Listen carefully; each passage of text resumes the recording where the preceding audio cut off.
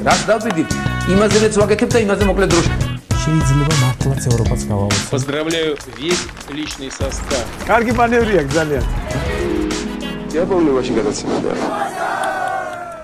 ვაშა გადაცემა თქვენთანაა, თენგიზ გოგოტიშვილთან ერთად. ყოველი აგვისტოს დასაწყისში მგონია, რომ უკვე ყველამ ყველაფერი იცის, რომ უკვე ყველაფერი ნათქვამია.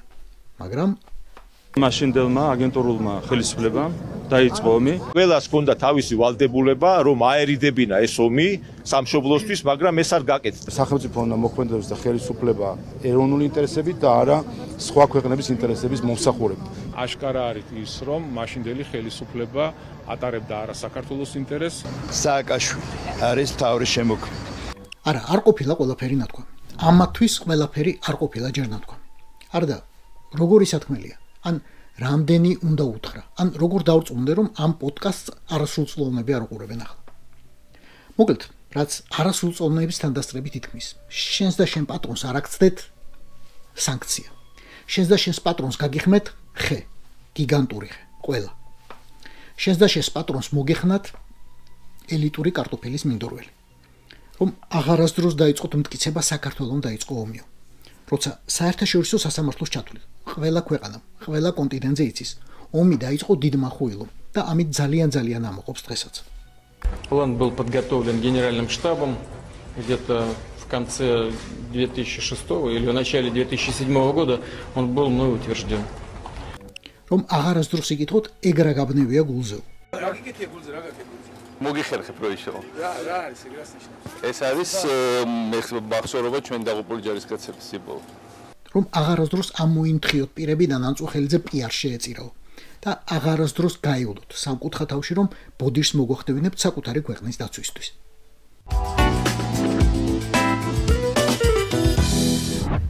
ირაკლი კობახიძეს უბრძანებია ორთაჭალაში სამთავრობო ქალაქი უნდა ავაშენოთ.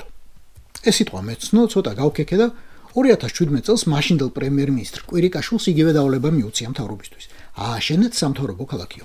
მერე კვირიკაშვილი მოგესწეს და მთავრობამ თქვა, ახლა მაგისთვის არ გვცალიაო, სხვა პრიორიტეტები გვაქვსო. 8 წლის შემდეგ კი თურმე მოიცალეს. რადოზანაა სამთავრობო ქალაქი? ყველა მნიშვნელოვანი სახელმწიფო უწყება ერთმანეთის გვერდით დადგება, გარშემო შემოივლებენ უზარმაზარ ძალიან დიდ ღობეს, დააყენებენ ზედ კამერებს, სენსორებს, მავთულხარდებს, გასასვლელებში შლაგბაუმებს ჩააყენებენ, ჯარს და იქნებიან თავისთვის სიამტკბილობა, კორუფცია ქვეყნის ღალატში. რა დაждდება მხელა პროექტი არ ვიცით. ჯერ უნდა დააპროექტონ, მერე უნდა დათვალონ, მაგრამ 2026 წლის ბიუჯეტში ფული უნდა იყოს, კობახიძე. და რით არ მოსწონთ მთავრობის ადმინისტრაცია ამ პარლამენტი ქალაქის ცენტრში. აი იმედის დათვლით 20 კაცი რომ იკრიბება რუსთაველზე და ხოცები ნოემბრიდან რომ ამტკიცებენ, აბა ხალხი გვაჩვენებთ ვერავის ვერ ხედავთ. აი მაგ ხალხს ხო არ გაურბიხართ. ყულულებს გაფიცებ, არ მომატყო. ეგენი ხო არ გიწეწავენ ნერვულ სისტემას. არ აძლევენ დეპუტატებს კანონშემოქმედებითი საქმიანობის საშუალებას, ხო? უსტვენენ, წარმოგიდგენიათ? ირაკლი ჩემო, გახსოვს ალბათ ანეკდოტი ჭიჭიკიაზე. სიკვდილი რომ მიაკითხავს და ეს არ იმჩნევს. ის ხადაკედა მოულის ხანიქიდან, ეს კი სულ ზურგი ტრიალდება ლოგინზე წევს. ბოლოს მობეზრდება სიკვდილს და ეუბნება ჭიჭიკია. ადე ფეხზე და გამომყევი, კაცურად მინდა წაგიყვანო, თორემ სულს პრ***დანაც ამოგხდიო. ხო და ჭიჭიკიას პრ***ს არ იყოს ირაკლი. გონია ხობიდან ვერავინ გადმოგათრევს, როცა შენი ზარი დაჰკრავს. ან ჭორვილას ვოლიერებში დაიმალება ვინმე თუ აბასტუბნის გამოქვაბულში.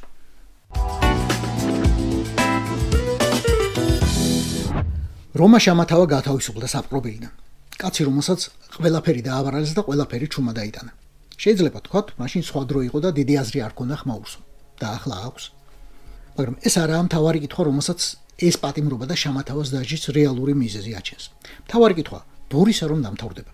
თუ გამოჩნდება მისი ვინმე პოლიციელი, უშიშროების არმიის ოფიცერი, ჩინოვნიკი, მინისტრი, მინისტრის მოადგილე, დეპუტატი, მარეგულირებელი კომისიის თავმჯდომარე. ან ბოლო მისი ბიზნეს პარტნიორი, მოკლედ აი ვინმე ხალხიდან, ვინც მილიონები იშოვა მისი ხელით და ბაობაბთა და ზვიგენთა უზენაესი ბრძანების დახმარებით. თუ იქნება ვინმე, ვინც 12 წლით კი არა, 12 თვით კი არა, 12 საათით კი არა, 12 წუთით ჩაждდება და არ მისცემ ჩვენებას. იმდენი არაა, ჩემი მტერი, ახლა მე მაგაზე ფიქრი თავი ავიდუღო, მაგრამ იმ თავშია 2 კათეტითა და 1 ჰიპოთენუზით. ახლა უნდა ტრიალებდეს სახეებისა და სახელების მთელი კალეიდოსკოპი, ვინც 13 წელია ვეღარ ითვლის ქონებას.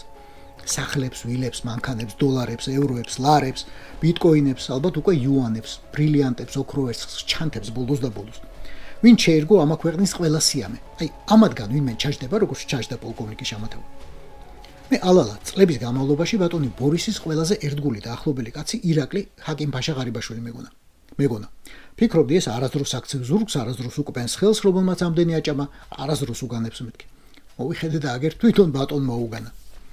არა, ღარიბაშვილი მისი ჰაბიტუსთან გამომდინარე ნებისმიერ წამს მზად არის უკან მიერბინოს და იმავე მუხლებს ეამბოროს თუ ამაში ისევ რამეს გამორჩება. მაგრამ ქოცი რომ დასრულდება, ციხეში თუ წავა ისე რომ კრინტი არ დაძრას, ხელი არ გაეშვიროს, ხელი არაფერს მოაწეროს. ერთხელ მაინც არიძიოს შური ყველა დამცირებისთვის, რაც საჯაროდ აჭარმა იმ ბრძენმა კაცმა. რა ვიცი, კობახიძე, მაგის ვაშკაცობა ნანახი გვაქვს, ციხე მაგის საქმე არაა. პაპუაშვილი, შუბლის ზარღვი არ ეყოფა. შუბლის ზარღვი რო გაგაჩნდეს, ჯერ შუბლი უნდა კონდეს, ხო? დინარაზე? არა, ეგ პოლიციაში მუშაობისას ქრთამზე რო დაიჭირეს, ისე ჩქარა გამოვიდა, ეტყობა ვერ უძლებს ციხეს. თან კოჭები აქვს მაგას დასიებული, არ შეიძლება მაგისთვის. აბა ვინ? კალაძე? წილოსანი, ვოლსკი, ზარქუა, მათიკაშვილი, წულუკიანი. მიიყავს კიდე ფალავნები ამას. გელაძე, ჩიქოვანი, რამინა, შარმანაშვილი. მოიფიქრეთ ახლა ვინმე თორე დაგვენდრა პოლიტიკური ოჯახი. ვიცი რომ იცი ჩემო ბორის, არც ერთის იმედი არ უნდა კონდეს. ერთი ფეხი თუ გადაგიბრუნდა, მარტო შენს და შენ ძვირფას პარტიას კი არა, შტიბლეტებსაც გაგიყიდიან და თავისუფლებას იყიდიან. შენეგენი არ გესწავლება და თუთიყუშების ნებისმიერმა პატრონმა იცის. აჭმე ვასმევე ფერები, ოქროს გალიაში ზრდი ალაპარაკებ, მიტრიალდები და კი, ისიც ვიცი რომ მძიმე მოსასმენია, მძიმე ჩასაანალიზებელი ეგ შედარება შენთვის, მაგრამ რას იზამ? ეგაა განსხვავება ქოცებსა და კაცებს შორის.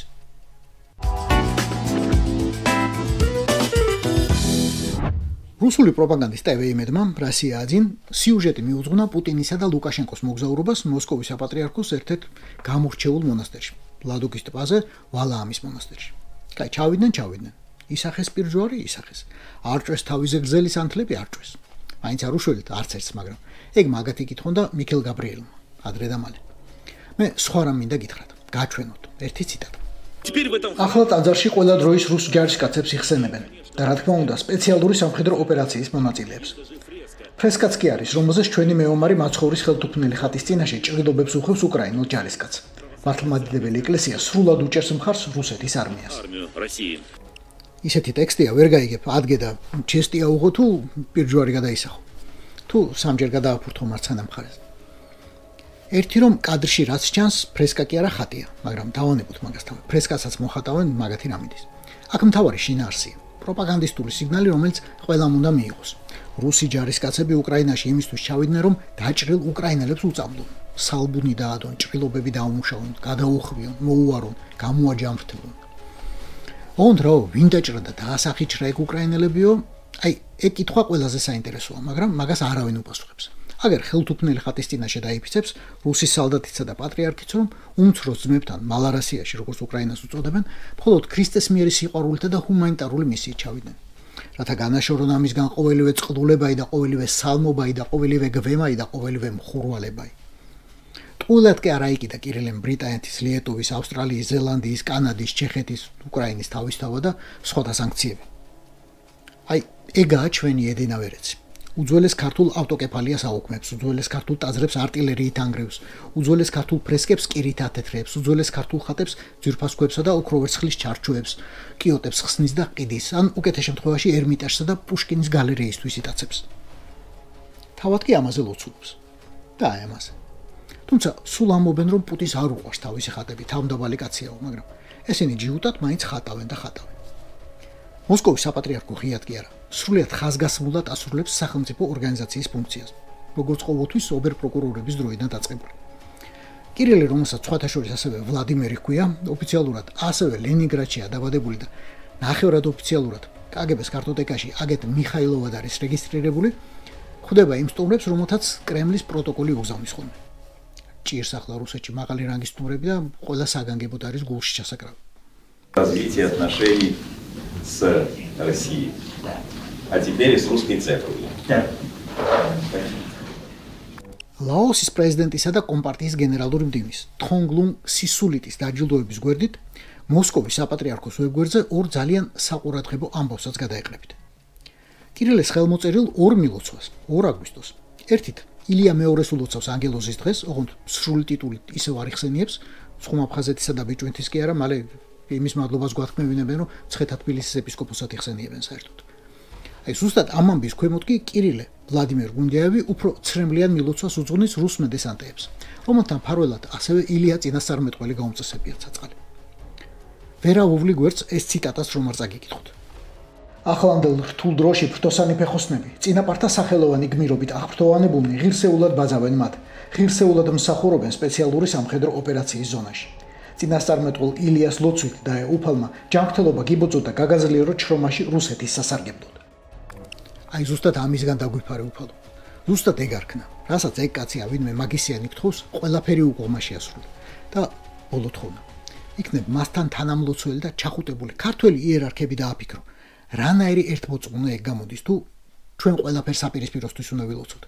რანაირი ძმური ეკლესიაა თუ არ აღიარებს ჩვენს იურისდიქციას აფხაზეთსა და სამაჩაბლოზე. თუ იქ საკუთარ მღვდლებს ნიშნავს და ტაძრებს რუსულ სახელმწიფო უწყებებს აშენებინებს. და საერთოდ თქვენ რანაირად მოახერხეთ რომ სამგვერდნახევრიანი ტომოსი უკვე 6 წელია ვერ წაიკითხეთ. ეს იყო ვაშა გადაცემა თენგიზ გოგოტიშვილთან ერთად. გვიყურეთ, მოგვიწონეთ და გამოგვიწერეთ ყველა პლატფორმაზე. YouTube-ზე, Facebook-ზე, TikTok-სა და Instagram-ზე. რაც დავდივით, იმაზეც ვაკეთებ და იმაზე მოკლედ დროში. შეიძლება მართლაც ევროპაც გავავოცოთ. Поздравляю весь личный состав. კარგი მანევრია ძალიან. Я помню, очень гадаться.